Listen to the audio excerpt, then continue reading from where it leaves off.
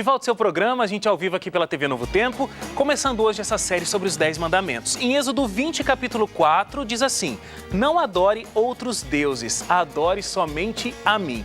Esse é o primeiro mandamento e é sobre ele que a gente vai conversar agora. Então, assim como eu apresentei no bloco anterior, meus convidados de hoje, pastor Felipe Tonasso, que é pastor na Igreja da Nova Semente, em São Paulo. Pastor de jovens lá, e a Cristiane Stafiski, que é psicóloga. Você atende no interior de São Paulo, né? Engenheiro Coelho, Arthur Nogueira. Engenheiro Coelho. Tá legal. Então, eu vou começar aqui, Tonasso, pastor, contextualizando esse aspecto sobre os 10 mandamentos. Existe um outro Deus? Porque o mandamento diz: não adore outros deuses, adore somente a mim. Existe outra possibilidade? Não, o mandamento está aí justamente porque existem possibilidades, né? Outras, aliás, infinitas possibilidades. Pastor, só troca de microfone aqui com a doutora. Okay. Isso. Então, o mandamento está aí porque realmente Deus já conhece as infinitas possibilidades do coração do homem. Então, quando acontece os mandamentos, é bom a gente lembrar disso, quando ocorre em Êxodo 20, quando Deus dá as tábuas da lei, escrita pelo próprio dedo, aquele carinho que ele tomou de não deixar ninguém escrever, a não ser ele mesmo.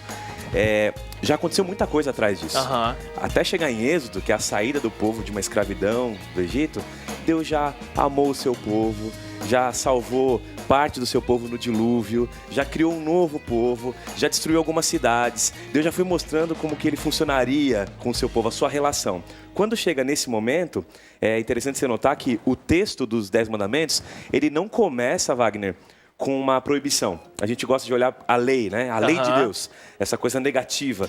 Essa palavra lei, o judeu ele vai entender como uma instrução, é um conselho de Deus. É melhor ouvirmos assim, um conselho de Deus. Ele começa anteriormente, quando ele diz assim: eu sou o Senhor teu Deus, que te tirei do Egito. Ele começa com uma lembrança. Você lembra o quanto eu te amei? O quanto eu te guiei até aqui? Então é quase que ele dissesse assim: então não tem outro Deus. Que você viu o resultado que dá quando a gente se esquece? Você viu como eles vivem? Então agora que eu já te libertei, não tenha outro Deus. Então a possibilidade sempre existiu para o homem, e esse desejo de adorar outras divindades e até outras coisas, torná-las divindade. Mas Deus ele começa a estabelecer uma relação de aliança com o povo.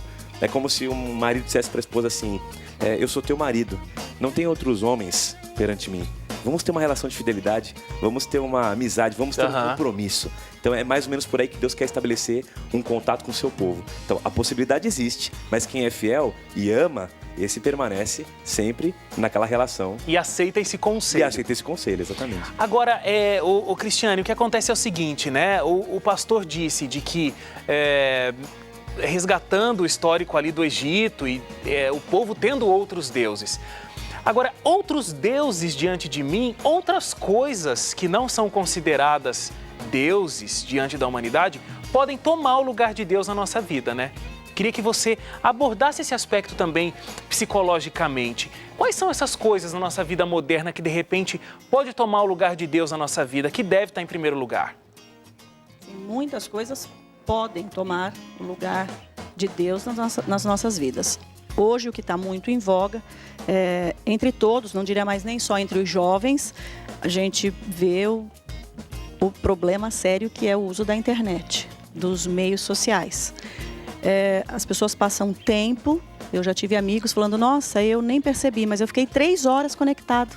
Mas isso é simples de acontecer, então, né? Isso é muito comum. Daí a gente pensa, pouco, pesquisando. Não, mas estava pesquisando. Não, eu estava conversando, vendo fotos, vendo o que acontece com os meus amigos.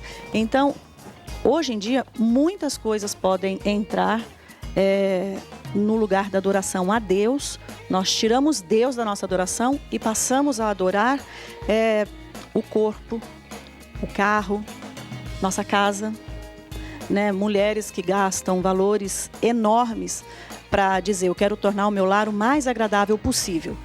Será que há essa necessidade? Meninas que falam: eu faço tudo o que o meu namorado pedir. Como assim eu faço tudo o que o meu namorado pedir? Né? Tá colocando o namorado e outras coisas no lugar da adoração a Deus.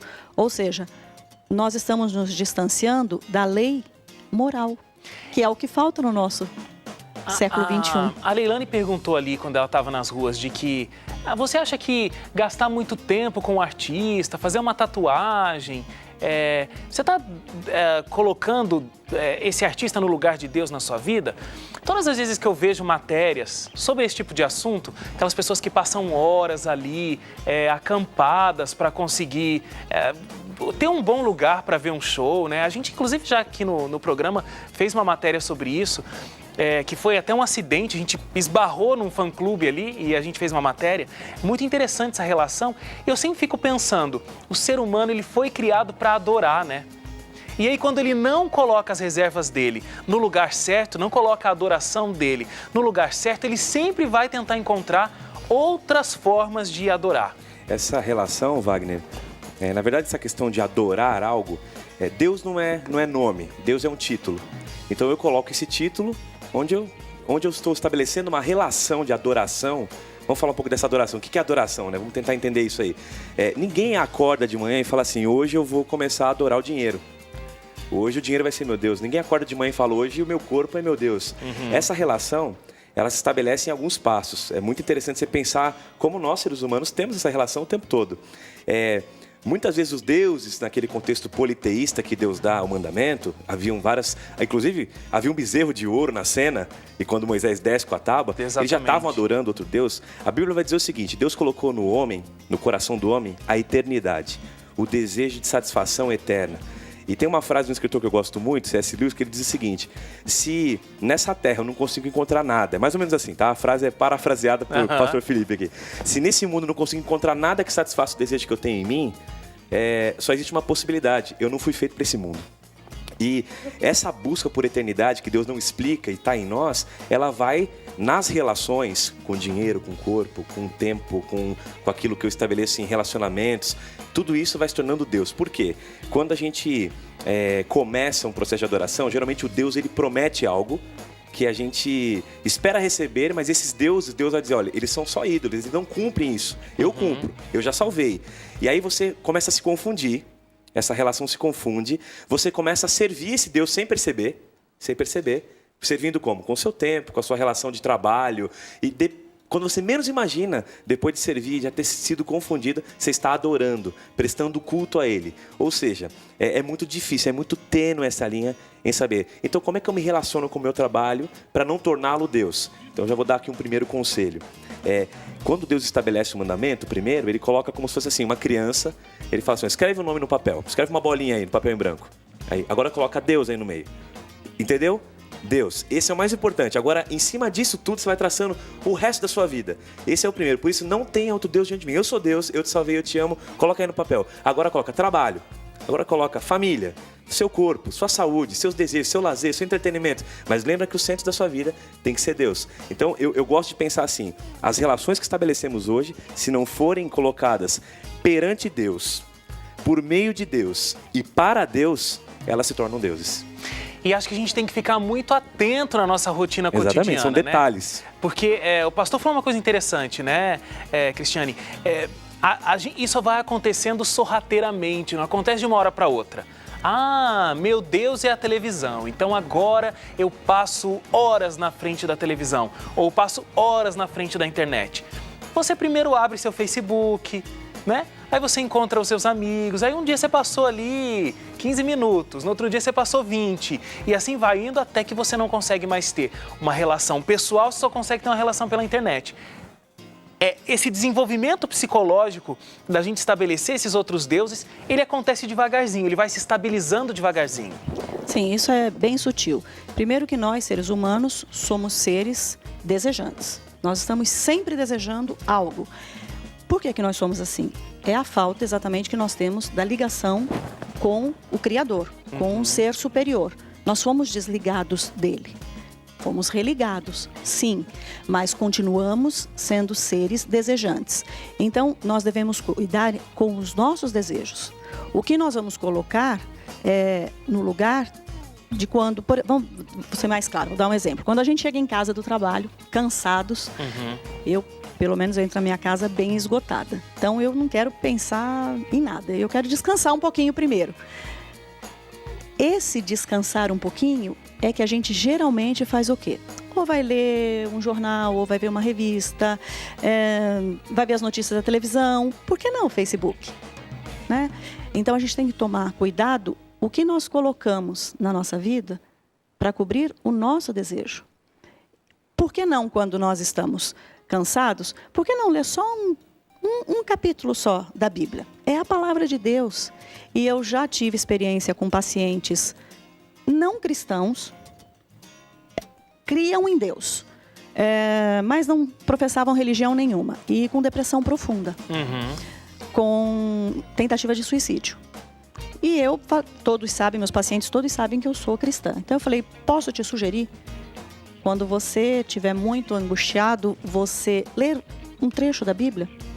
Acha um livro, sugeria alguns, ou lê um livro histórico. E essa pessoa me relatava que quando ela lembrava do meu conselho, em casa, ela tinha uma Bíblia, ela pegava a Bíblia e lia. E ela dizia que ela se acalmava. Ela falou, eu fico bem mais calma. Não que não precisasse da medicação, mas era depressão, era uma depressão profunda, já havia tido tentativas de suicídio, ela se acalmava. Então, por que a gente não busca a Deus em todos os nossos momentos?